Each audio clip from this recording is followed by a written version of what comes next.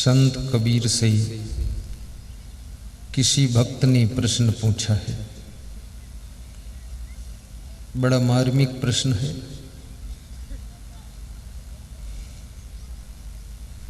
कि संसार में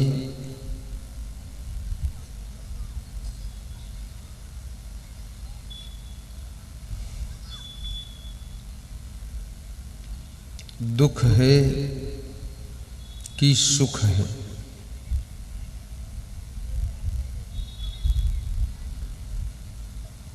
और दुख है तो कितना दुख है,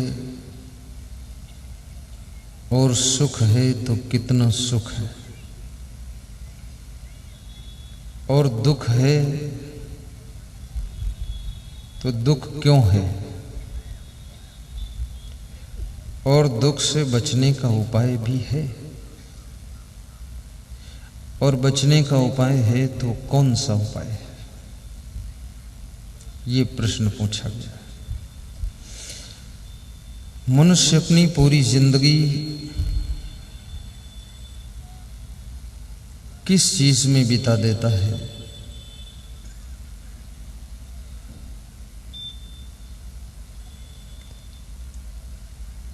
ये प्रश्न पूछा गया कबीर साहब से।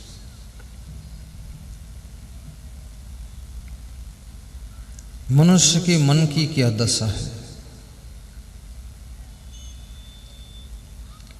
आइए इन सब प्रश्नों का उत्तर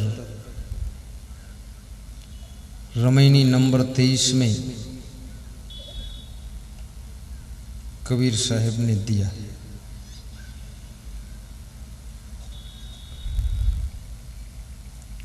अल्प सुख दुख आदि अंता, मन भुलान मई गर मई मनता। सुख बिसराए मुक्ति कहाँ पावे,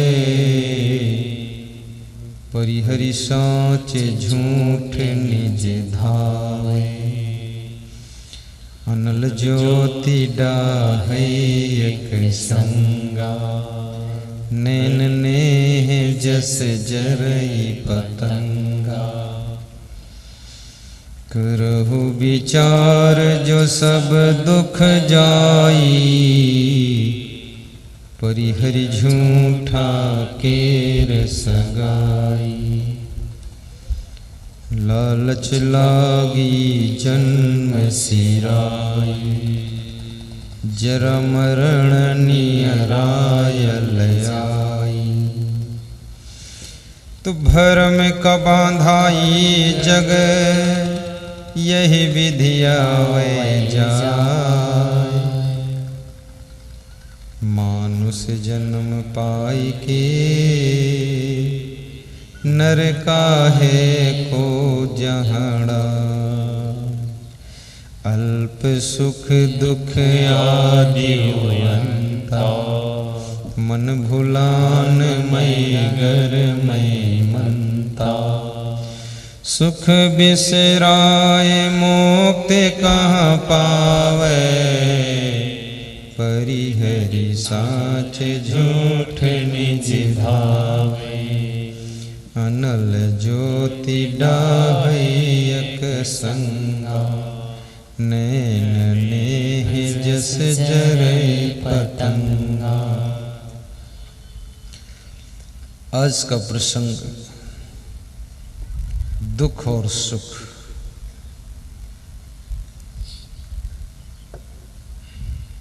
के बीच में प्रवाहित होगा।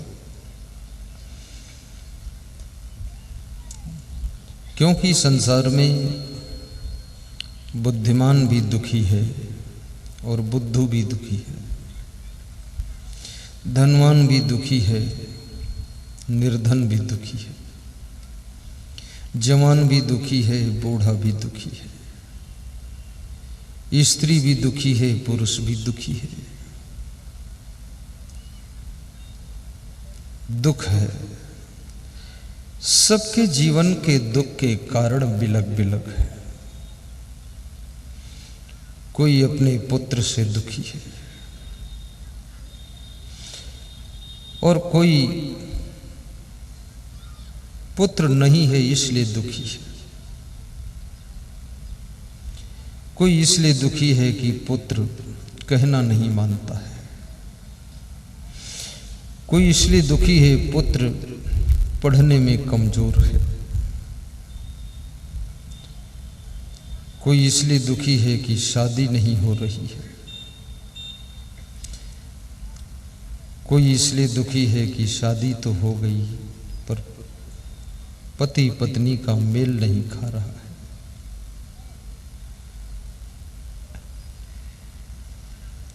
बड़ी मजे की बात है।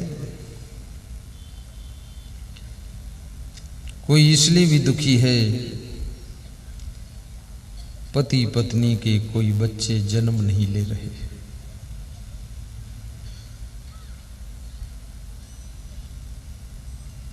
कितने लोग इसलिए भी दुखी हैं कि बीमारी बहुत है घर में। माँ भी बीमार, पिताजी बीमार, खुद बीमार, पत्नी बीमार, बच्चे बीमार, सब बीमार। और जिसके घर में बीमारी बहुत आने लग जाए तो समझ लीजिएगा उस घर का सुख नष्ट हो जाएगा। कष्ट ही कष्ट है।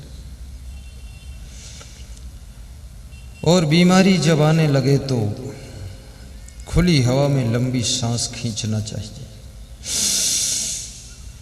ऑक्सीजन ज़्यादा खींचिए, भोजन कम कीजिए, गहरी नींद का सुख लीजिए, मेहनत ज़्यादा कीजिए, शरीर को थकाइए, 24 घंटे में 2-4 बार जोर से हंसिए। आपकी बीमारी धीरे धीरे विदा होने लग जाएगी। जब तुम्हारा हंसना कम हो जाता है, काम करना कम कर देते हो, बैठना ज़्यादा शुरू कर देते हो, भोजन ज़्यादा खाना शुरू कर देते हो, नींद कम लेना शुरू करते हो, बीमारियों का श्री गणेश ज़्यादा होता है। कम से कम 6 से 7 घंटे गहरी नींद का सुख लीजिए। जब तुम गहरी नींद में प्रवेश करते हो तभी शरीर को बहुत आराम मिल जाता है। और तुम्हारे पास में शरीर है, मन है, आत्मा है, 3 ही तो चीजें हैं। यदि शरीर डिस्टर्ब हो गया तो मन दुखी रहेगा, आत्मा में अशांति हो गई तो मन दुखी रहेगा। इसलिए कहते हैं कि आत्म संतोष भी होना चाहिए, आत्मावलोकन भी होना चाहिए, आत्म शांति भी होना चाहिए। रावण के पास में संपत्ति तो बहुत थी लेकिन शांति बिल्कुल नहीं थी। और जिसके पास शांति ना हो तो संपत्ति भी किस काम की। और शांति हो, संपत्ति बिल्कुल ना हो तो भी बहुत डिस्टर्ब है। थोड़ा संपत्ति भी होना चाहिए, अन्यथा तुम रोटी सब्जी में ही उलझे रहोगे। इसलिए धन भी जरूरी है, लेकिन धन के साथ साथ में शांति भी जरूरी है। इसलिए कहते हैं कि अपने को इतना योग्य बनाओ कि धन की भी कमी न रहे, और अपने आप को इतना पवित्र बनाओ कि शांति की भी कमी न रहे। और जिसके मन में शांति होती है, आत्मा में शांति होती है, उसकी पहचान होती है। क्या पहचान होती है? उसके मुखमंडल पर सदैव प्रसन्नता रहे तो समझ लो शांति है। अगर मुखमंडल पर चिंता है, टेंशन है तो शांति नहीं है। और टेंशन की पहचान ये होती है कि जहाँ 10 लोग बैठकर हंसते हैं वहाँ भी जिसको हंसी ना आए तो समझ लो उस व्यक्ति को बहुत टेंशन है। और सब सो गए हों और उसको नींद ना आ रही हो तो समझ लो उसको टेंशन है। और सभी लोग खुशियाँ मना रहे हों, वो मुंह ऐंठ रहा हो बैठा हुआ तो समझ लो उसको टेंशन है। और जिसके मन में गुस्सा बहुत आती हो तो समझ लेना उसको बहुत टेंशन है। और जो गुस्सा आने पर भी गुस्सा नहीं करता है, अपने मन को संभाल कर रखता है, वो टेंशन से मुक्त हो जाता है और प्रसन्नता का भाग्य प्राप्त करता है।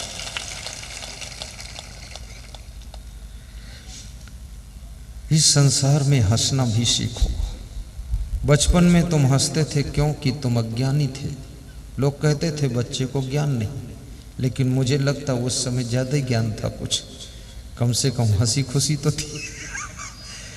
जवानी में तुम कहते हो कि अब बड़ा ज्ञान हो गया, तो मुझे लगता अब तो ज्ञान जो था वो भी चला गया।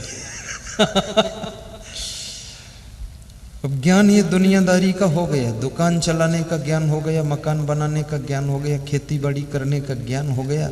लेकिन इस ज्ञान के होने के बाद भी तुमने अपनी हंसी खुशी को खो दिया, अपने आनंद को खो दिया, तो इस ज्ञान को प्राप्त करने से फायदा भी क्या हुआ। भाइयों बहनों, भौतिक ज्ञान प्राप्त करो, लेकिन आध्यात्मिक ज्ञान को खो मत देना। आध्यात्मिक ज्ञान का अर्थ है अपने आप का बोध भी होना चाहिए कि मैं कौन हूँ। तुम अजर अमर अविनाशी आत्मा हो। शरीर की मृत्यु होती है परंतु तुम्हारी कभी मृत्यु नहीं होती है। तुम यहाँ से साथ में कुछ ले भी नहीं जाते हो, साथ में लेकर भी नहीं आते हो। जो भी खेल तुम खेलते हो सब यहीं खेलते हो और यहाँ खेल छोड़ करके तुम सब चले जाते हो। तुम दुनिया में ना तो हाथ में कुछ लाए हो, ना हाथ भी लेकर नहीं जाते हो, फिर भी चिंता जरूर साथ में रखते हो। इस चिंता को छोड़ देना, हंसते हंसते जिंदगी को गुजार देना। ये समस्याएं तो सबको घेरती है।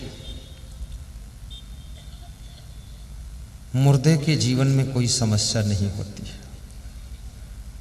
तुम जिंदा हो इसलिए समस्या भी है, और समस्या कहो तो समस्या है, अन्यथा उसको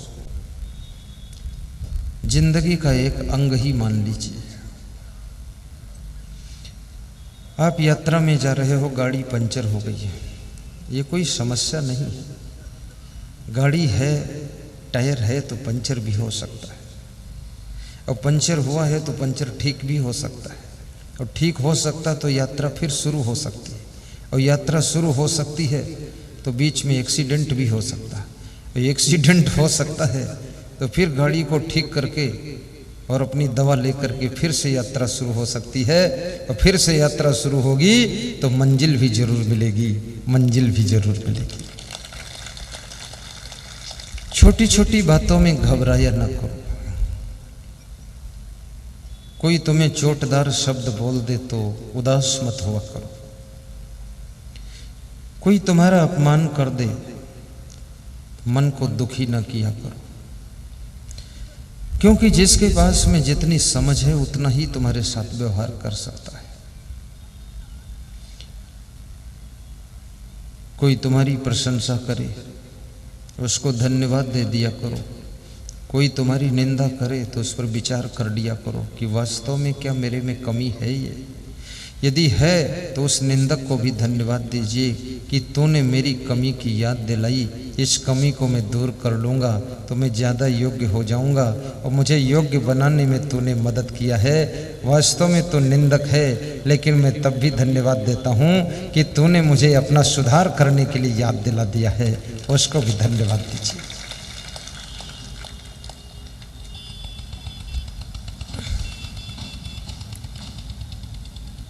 कोई तुम्हारी निंदा करता है,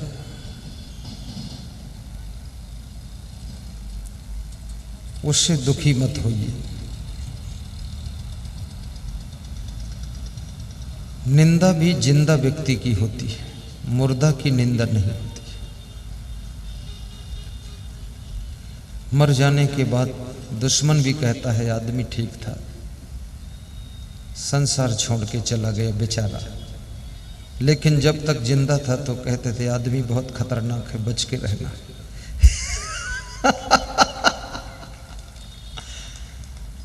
मुर्दे की प्रशंसा दुश्मन भी करते हैं, और जिंदा की निंदा तो रिश्तेदार भी करने लग जाते हैं। तुम ज्यादा उन्नति करने लग जाओ तो तुम्हारे रिश्तेदारों को भी ईर्ष्या होने लग जाती है।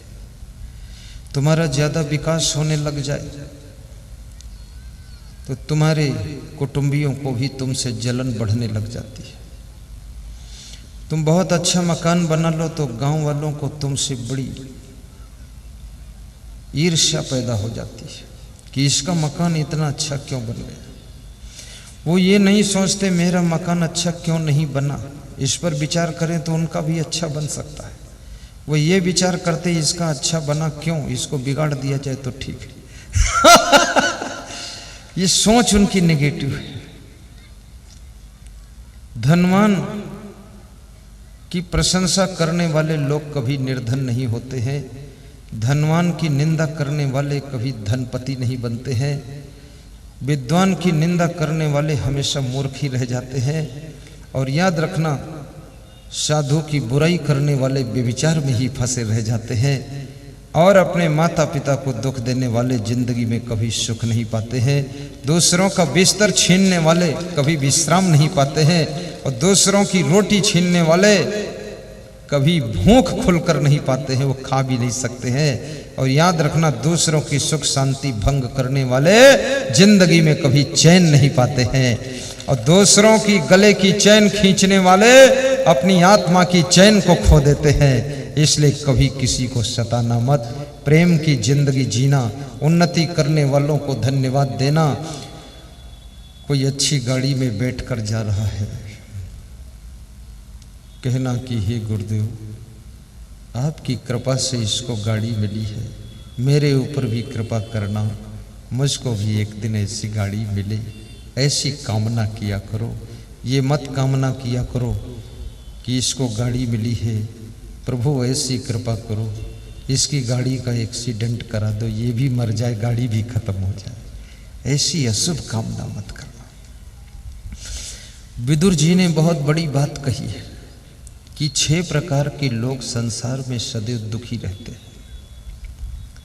ईर्षी घृणी न संतुष्टा, क्रोधनो नित्य संकिता, पर भाग्योपजीवी च खड़े थे नित्य दुखिता।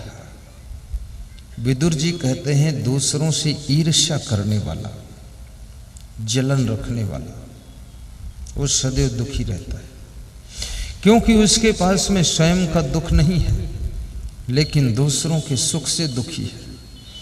और जो दूसरों के सुख से दुखी होता है, उसके दुख का कोई इलाज भी नहीं है, क्योंकि उसके दुखी होने से दूसरों का सुख तो कम होगा नहीं, दूसरे तो सुखी होते ही चले जाएंगे। और जो दूसरों के सुख में प्रसन्न होता है और दूसरों के दुख में जो दुखी होता है, वो साक्षात भगवान होता है। पद्म पुराण के ऋषि ने कहा है, जो दूसरों की पीड़ा में करुणा जिसके अंदर बह निकलती है और दूसरों के सुख में जो आनंदित हो जाता है, वो धरती का साक्षात हरि भगवान होता है, और उसकी पूजा कर लेना चाहिए। पर दुखेन यो दुखी सुखो यश परश्रिया, संसारे यस्मिन सह विज्ञेय साक्षात देव हरि स्वयं।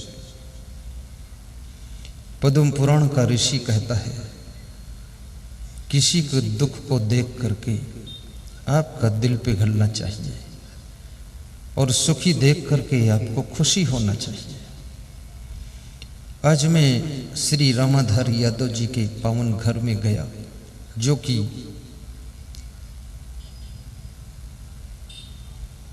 एसपी हैं, पुलिस अधीक्षक जिसको बोलते हैं, अर्धसैनिक बल जो होता है।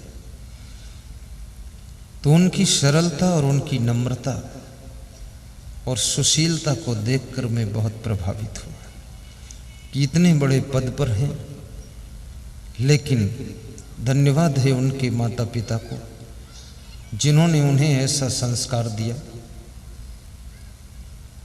उनकी धर्मपत्नी श्रीमती गायत्री देवी,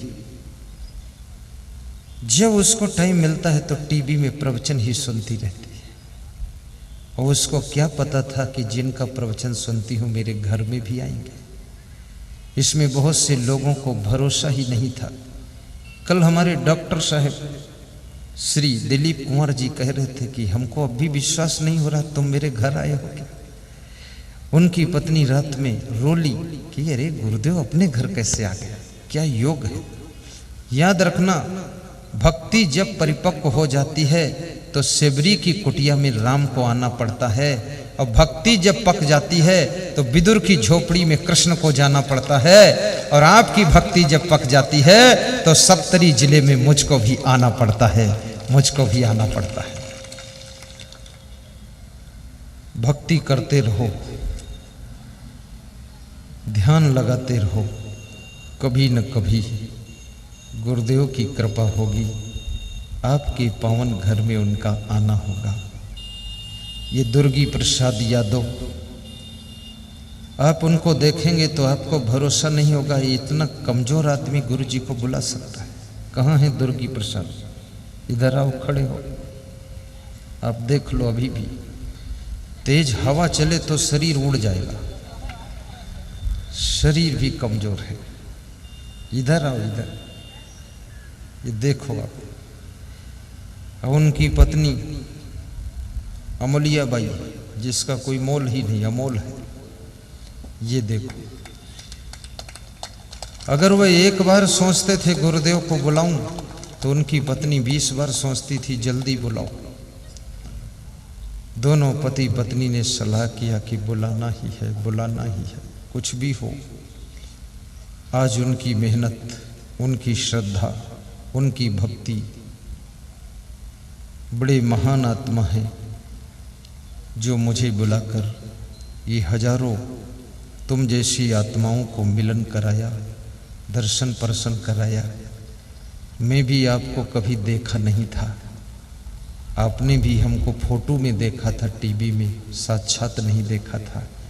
आज हमारा आपका मिलन कराने वाले, हमें आपको आमने सामने बिठाने वाले, हमें आपको निकट पहुंचाने वाले, भारत से नेपाल हमको लाने वाले ये दो पति पत्नी खड़े हुए हैं। ये महान आत्मा हैं, इनके लिए एक बार जोरदार ताली बजाकर अभिनंदन करें। विराज जी, यहाँ भारत देश से भी श्रोता बहुत आए हैं। गोपालगंज कोयनी ग्राम से 8 श्रोता आए हैं गाड़ी लेकर के। अभी नवंबर महीने में उन्होंने कार्यक्रम करवाया था मेरा। कम से कम वे 400-500 किलोमीटर से आए हैं। खड़े हो जाओ, विनोद साहदी। ये देखो, 500 किलोमीटर गोपालगंज जिला कोयनी ग्राम से आए। इनके लिए ताली बजाकर सम्मान कर। विराज जी बहुत अच्छे, धन्यवाद। हमारे डगमरा सुपौल जिले के भक्त श्री मास्टर गुरुशरण साहब, वो देखो खड़े हैं पीछे। पिताजी डॉक्टर हैं, खुद ये मास्टर हैं, स्कूल बहुत बड़ा चलाते हैं। 3 वर्ष पहले मेरा सत्संग डगमरा में करवाया था। दुर्गी यादव जी डगमरा में दर्शन परसन किए थे। वहीं से मन में इच्छा बन गई थी गुरुदेव को बुलाऊंगा। कल रात में डगमरा में था, 10 बजे रात को। मास्टर गुरुशरण जी के पिता डॉक्टर साहब सेवा कर रहे थे। मन में इच्छा थी कि रात ही में पहुंच जाऊं नेपाल, तो मैं वहां से चल दिया। 10:15 बजे बॉर्डर पर जब आया तो वहाँ बैरियर बंद हो गया। उन्होंने कहा ताला लग गया, चाबी चली गई। तो हमने कहा ढूंढ लो, चाबी मिल जाएगी। बोले झूठ नहीं बोलता। हमने कहा सभी सत्य बोलते हैं, तो सत्य से चाबी भी खुलती है, ताला मिलेगा, सब खोलो।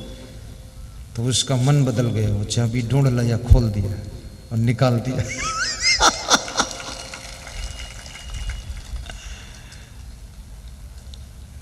हम लोग खुश हो गए। नेपाल वाला बैरियर आया है, तो वो दौड़ कर आया, बोला प्रसाद खिला दो, जाओ निकल जाओ फटाक से। मैंने कहा 10:30 बज गया। बोले घड़ी का टाइम मत बताओ, चुप्पे से जाओ। उनको पता था, बोले वहाँ मेरा भी निमंत्रण है, मैं भी आऊँगा। धन्यवाद है। कभी राम बन के कभी श्याम बन के चले आना प्रभु जी चले आना। कभी राम बन के कभी श्याम बन के चले आना प्रभु जी चले आना।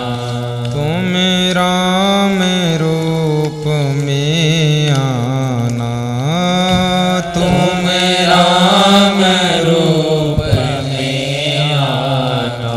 सीता साथ लेके धनुष हाथ लेके चले आना प्रभु जी चले आना। सीता साथ लेके धनुष हाथ लेके चले आना प्रभु जी चले आना। कभी राम बन के कभी श्याम बन के चले आना प्रभु जी चले आना। कभी राम बन के, जोर से ताली बजा कर गाइए, के चले आना प्रभु जी चले आना। कबीर बन के महावीर बन के चले आना प्रभु जी चले आना। कबीर बन के महावीर बन के चले आना प्रभु जी चले आना। तुम कबीर रूप में आना, तुम कबीर रूप में आना। ज्ञान साथ लेके ध्यान साथ लेके चले आना प्रभु जी चले आना। ज्ञान साथ लेके ध्यान साथ लेके चले आना प्रभु जी चले आना। कबीर बन के महावीर बन के चले आना प्रभु जी चले आना। तुम क्षमा रूप में आना, तुम क्षमा रूप में आना। बुद्धि साथ लेके सिद्धि साथ लेके चले आना प्रभु जी चले आना। कबीर बन के महावीर बन बहुत सुंदर गाइए चले आना प्रभु जी चले आना। कभी कबीर रूप में आना, तुम कबीर रूप में आना। ज्ञान साथ लेके ध्यान साथ लेके चले आना प्रभु जी चले आना। ज्ञान साथ लेके ध्यान साथ लेके चले आना प्रभु जी चले आना। तुम कृष्ण रूप में आना, तुम कृष्ण रूप में आना। राधा साथ लेके मुरली हाथ लेके चले आना प्रभु जी चले आना। राधा साथ लेके मुरली हाथ लेके चले आना प्रभु जी चले आना। कभी राम बन के कभी श्याम बन के चले आना प्रभु जी चले आना।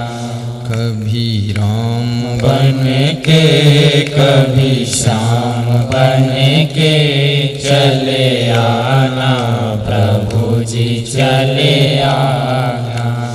बोलिए सद्गुरु भगवान की जय।